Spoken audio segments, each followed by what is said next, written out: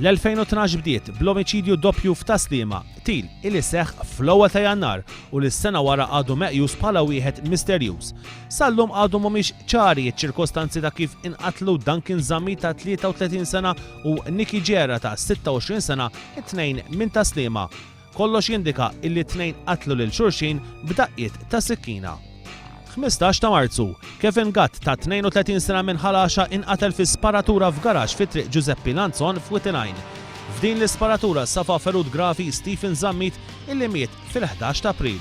Akkużat b'dan id-delitt tressa l-qorti Joseph Kutajer ta' 45 sena minn Witinajn magħruf bħala Il-Lion li mbagħad spiċċa inqatel huwa stess fil-bidu ta' Diċembru.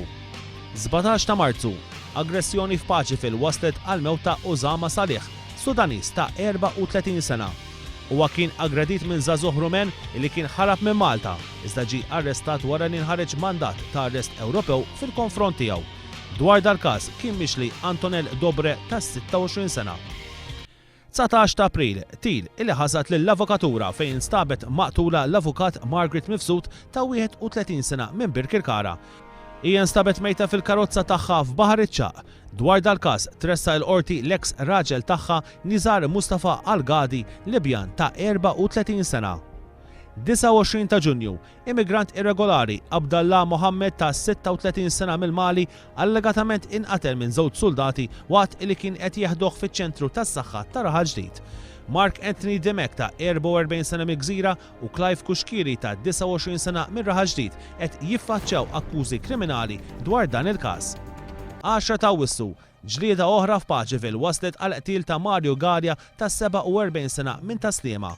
Gallia għala xeba u tħalla l-mejjed fit-triq fil-imbagħad taffeċ minn taxi. Żewġ terġiel, Brian Cini ta' 28 sena minn Rabat Għawdex u Joe Zara ta' 28 sena minn San Ġiljan tresqu l-qorti akkużati biqtil ta' Mario Gallia. 25 ta' Settembru, Merjem Buġejja ta' 40 sena mill-Marok instabet maqtula fid-dar tagħha fl-Imġar, hija nqatlet b'daqqa fuq rasa.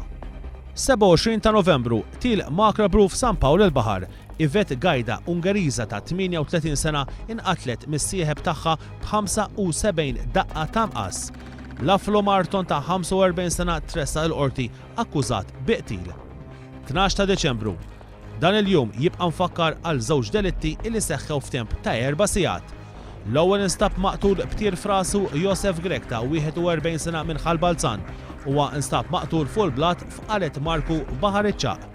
Ftit wara inqatel Joseph Kutajer magħruf bħala Il-Lion huwa inqatel b'tiri ta' machine gun fil-Mosta. S'issa ħadd għadu ma tressa l-qorti akkużat b'dawn l-aħħar żewġ omiċidji.